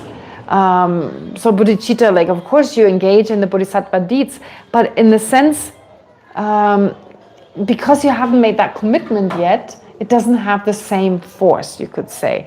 It would be weird to say they don't practice generosity. So even before taking the bodhisattva vow, you may practice generosity and so forth, which is why, yes, in a way it is, you do engage in the bodhisattva deeds, but it doesn't have the same force.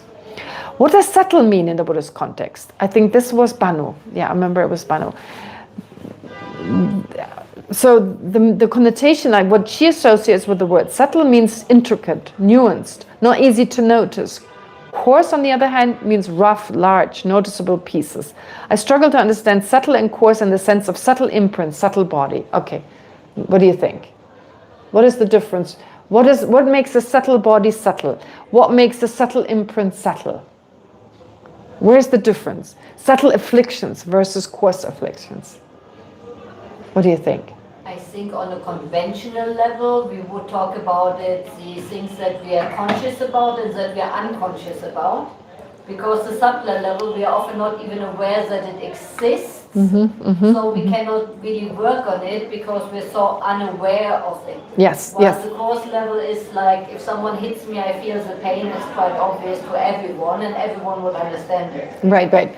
So as Rika says, just on an ordinary kind of conventional level, the way she understands it is, I don't know whether I can give it back verbatim, but I'll try just the meaning. So like things that you easily notice, they're coarse, things that are more obvious to you, whereas subtle ones are the ones we don't really notice. So something coarse can be like someone hitting you in the face, that's pretty noticeable, but then maybe a subtle pain that we don't really notice, right? Like subtle something in our body, for instance, as something subtle. Yeah, from a psychological view, Yeah. we would, for example, see like we have lots of traumas that we're not aware of, but we're reacting to it when it's triggered. But Yes. we don't even know that we, for example, had this trauma. That would be something in the psychology that we would call the subtle level.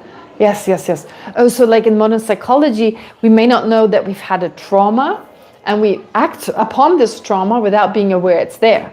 So yes, in that sense. And then what about afflictions, coarse afflictions and subtle afflictions? Coarse anger and subtle anger. But that's exactly the point that I was saying. Like Yeah. often, like, and I can say this for me. Yeah. I'm reacting like there might be just a word that triggers me. Yeah. Like for example, your nickname that you Monkey bum. No, but someone else, like you said, oh, if they would have called you queen, no matter with good intention, it wouldn't have triggered you. But maybe in your childhood, someone made you feel like dumb. That's why idiot was something that triggered you and makes you angry. So on a subtle level, you have this kind of like aversion to being dumb, but you're like, when I would ask you, you wouldn't be aware of it. Okay. All right. Now you'd explained it differently, like the cause. You said the cause may be coarse or the cause may be subtle.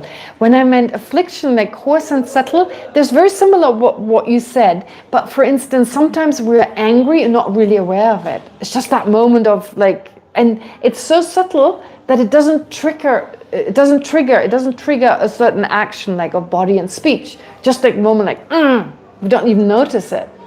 Whereas if there's coarse anger, it's so big that I want to act out. I notice it. I notice I'm angry and now I want to hit the person. And it's noticeable to others as well. Like for myself, I mean, I may not be aware of my own anger and I'm not aware of another person. So in the end, it comes down to, noticing or not. That's all it means. So a subtle body, we can't perceive a subtle body. There are subtle bodies in this room. Of course, subtle and coarse is always subjective. For our body is subtle for someone in a different realm that can't see us, right? Well, subtle and coarse from our perspective, I don't know, being in the celestial realm is for us subtle, or being in the hell realm is subtle. Yeah. So yes, exactly, that's the meaning of it. Exactly as Rika said, exactly as Banu also explains it. Okay. And then I think it's Jimmy who says, this question came up during a private discussion. There seems to be an inherent contradiction. He doesn't mean inherent in the literal sense. No, he means that like a natural contradiction in the statement. Our subjective experiences are similar. Why, he says? Because it seems to be not much improvement on saying that our subjective experiences are the same. So he's basically saying that subjective experiences are the same is just as, no, our subjective experiences are similar. It's just as wrong as saying they're similar. They're the same, sorry. So our subjective experiences, like thinking, for instance, that we all see the same thing, right? So assuming that, of course, it's a subjective thing, but we all see the same thing. That is just as that is wrong, similarly, he argues, saying they're similar is also wrong. Okay, let's hear why. Because it seems not much improvement. You can compare two cars and two horses, or even 2 days, and decide whether they're similar or not. But who's there to compare subjective experiences?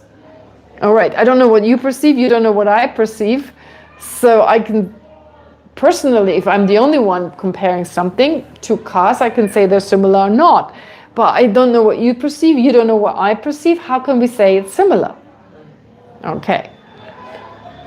What is the basis for saying that we experience similar karma, or perceive a similar classroom, or our experiences in the human realm are similar? Is it the same type of paradox as saying this statement is false, or is it the usual answer? When we don't investigate, we can say they're similar, but if we investigate, we cannot say. Usually, what is said in the text, if we investigate, if we don't investigate, we can say we see something, we see the same. If we don't investigate, we can all agree we see a table, right? That's usually how it's presented in the text. If we don't investigate, we can all say we see the same table. But if we investigate, no, you have a different perspective. You see it differently, obviously, from where you sit and so forth. So now his argument is even similar doesn't work. Even similar doesn't work, because how do I know it's similar? All right. Now, of course, I could argue, how do I know there's someone else but me? In the end, I could even argue, how do I know I'm the only one with a mind? I don't know you have a mind. You could all be zombies. Right? You could all be zombies, have no mind. I don't see your mind. I don't know Buddha has a mind. So I could argue, I don't even know whether, I only know that I exist. that I have a mind, because the only mind I know is my own. That way I could argue the same way, right? In terms of Jimmy's argument here, just because I don't know your mind, I don't know whether you're zombies or not. But of course that's not what he means. Or he does to a certain degree, but I think he also means like similar. Do we really know? Do we all agree this is called a table and therefore... But I think on a conventional level, let's say, not just seeing it from my perspective. Again, I can't even tell whether you have a mind or not. So just take a more general view, not just from my perspective. For instance, they say that human beings perceive water when there's a ball of liquid filled with H2O. A predator being perceived and so forth. So again, similar. There's no absolute similar. There's only in relation to some similarity. Right? Similar doesn't mean that every aspect has to be similar. Does that make sense? Doesn't have to be every aspect. That would be too much. I mean, just from your perspective, it's a different perspective. So in what way is that similar? The only similarity is that we agree that this is a table. Or we agree it's painful. I give you a piece of chili. We both eat it, and we all agree, oh, that's hot. What the experience is, we don't know. One person may feel pins and needle, the next person may feel something else, but we all agree. So in relation to that, we say it's similar. Or with water. We don't say it's pus and blood. We all agree it's something I would wash myself with and not something that would disgust me. Pus and blood is disgusting. Water I used to drink and to so we all agree we use, okay. So take another example. What about the number 3? What about the number 3? So do we all agree it's similar or is it the same? I mean, is 3 similar to 3.5? Like you see 3.5, I see 3. If I say think of... Wait, let me make sure I understand correctly. So what about the number 3? I say think of the number 3. So we all think of the number 3. We think of number 3. Okay, I'm thinking of the number 3. Okay. Yes, that's what I'm the shape. Okay. What? Oh, the shape. Oh. No, I'm saying not the shape. Oh, the symbolism. No, I'm not saying not the shape. Oh, not the shape. 3 as in, there are 3 things now. Oh, 3 objects. Yes. So if you think of the number 3, Yes. do you think we're having similar 3s? Like is it 3.5, 3.1, 2.9? We're not. We're thinking 3, right? There's no similar there. There's no similar there when we think all of the number 3. I mean, I'm not even thinking of 3 pieces of cake when I'm thinking. It's about 3, just a number 3, right? We had this discussion before about. Right, the numbers. Yeah. That is a great video. Please put that video in the group as well, if you don't mind. Yeah, I found it. I found it again, like after years. This is a great number. It's a great video. But how numbers exist. What are numbers? Are they nominal? Are they imaginary? Or are they Platonian? Right? I remember that. Yeah, great video. Okay, so are they similar? Okay, with numbers. I don't know. I mean, the thing is, like, we all agree that we think of numbers. So in that sense, we say conventionally, yes, there is, in relation to that, it's similar. Versus I tell a dog and they don't know what to do. So you see, like, similar in that I can think about the number 3, and we're all doing that while I say that to a dog and they don't know what I'm talking about. In that sense, I could label. So yes, there is no absolute similarity. I think Jimmy was getting an absolute similarity. Yeah, absolute anything. But conventionally, Conventionally, we have a collective karma to experience things like you say tables. So we all know tables. right. And because we all went to school, we all know some maths, so we can talk about those things. But if Jim's argument, now I take... The difference between the words the same and similar, because the same would be what identical says that it's identical, and similar is just like some aspects. 2 apples are similar, but they're not the same thing. Right. Like so when there's talk about isolates, for example. Isolates, good. We need to refer isolates. Yeah, not the same isolate. Yes. All right. So. So they're not identical, in other words, saying they're similar, and they have not just that they're different, but also that they share certain commonalities. Let's put it that way. But then you can say everything is similar, because everything is the same in being in existing, right? Everything is similar in that it exists. This is actually, we have these debates like in our texts. If two things are of a similar type, what does that even mean? How similar does this type have to be? And it's really hard to answer because everything that exists is similar in that it exists. Everything, so you can say everything that exists is similar with respect to the fact that it exists. But everything that exists is different, is not similar again in relation to the fact that it's not identical to the other thing. So in that way, it's all, it's like, he's right. In the end, it's very difficult to exactly posit what makes two things similar. How can I say Kumbin and I are similar in relation to the fact we're both nuns and we both come from Germany, but then I'm not similar to you because we're not both nuns and you're not from Germany. French, right? Yes. Yeah, you're from France. Okay, so then again, but we're similar because we're humans. And then this cup is similar to me because it exists and I exist. So in the end, everything that exists, or even the horns of a rabbit, something that doesn't exist, is similar to me because both can be taken to mind. I can think about the horns of a rabbit, and I can even say horns of a rabbit and I are similar in that someone can think about it. So yes, actually Jimmy is right. It's really hard because if you, what's similar? He's talking about conventionally. Pardon? He's saying conventionally similar. He's not saying conventionally similar. I said convention. No, he said like when you really think about it, when you engage in, and we basically start. Analysis. Yeah, he's kind of going into not exactly ultimate, but yeah, it's getting closer to ultimate analysis. You really check his view was really like, how can we say two people have a subjective, how can I know? I only know my own subjective experience. I don't know another person's subjective experience. How can I know there's similarity? But I said, okay, then I don't know you have a mind. How do I know you're not a zombie?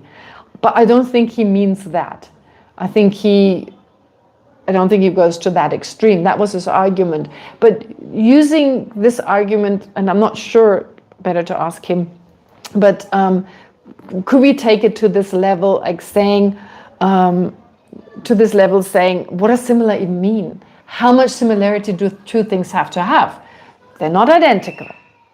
So only things that are identical. In that case, you can't even say they're similar, because similarity implies that they're not identical, two things.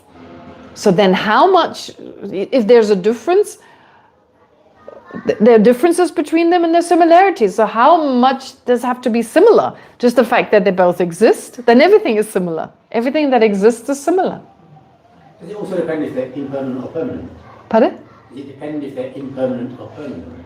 Well, if it's permanent or impermanent, it doesn't matter. Let's say something permanent and impermanent, they both exist. So they're similar. I don't know, but on the other hand, impermanent phenomena appear with all their uncommon empowering characteristics, right? Uncommon empowering characteristic. What do you mean by the uncommon? You mean the eye sense faculty? Yeah, when you look at something, right. When you touch something, so that's why we say we have a subjective experience, because we experience all those things differently. Right. But again, if you go to things like your emptiness and Kumbhala's emptiness. Oh, so in that sense. But they're different emptinesses. Yeah. They're similar. Similar in what way? In that they lack inherent existence. Very different.